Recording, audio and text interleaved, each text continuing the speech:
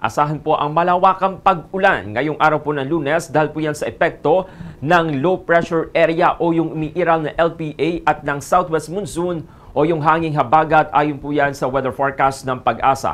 Ayon sa ahensya, ang LPA at pumasok po yan sa Philippine Area of Responsibility kagabi. At huling namataan po yan sa layong 1,230 km east ng Central Luzon. Kaninang alas 3 po ng madaling araw.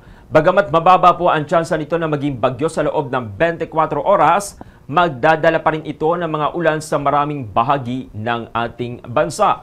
Partikular na po na maapektuhan nito ang bahagi ng Bicol Region, Eastern Visayas, pati na rin ang mga lalawigan ng Aurora, Quezon kung saan inaasahan po ang kalat-kalat ng mga pag-ulan at pagkidlat, pagkulog.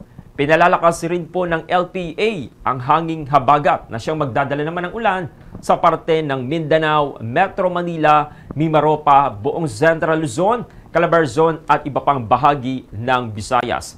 Babala po ng Pag-asa, mag-ingat po tayo sa posibleng flash floods o landslide na dulot pa rin po yan ng katamtaman hanggang malalakas na buhos ng ulan. Samantala, ang nalalabing bahagi naman po ng Luzon ay makakaranas po ng mga panakanakang mga pag-ulan, dulot pa rin po yan ng umiiral na localized thunderstorm.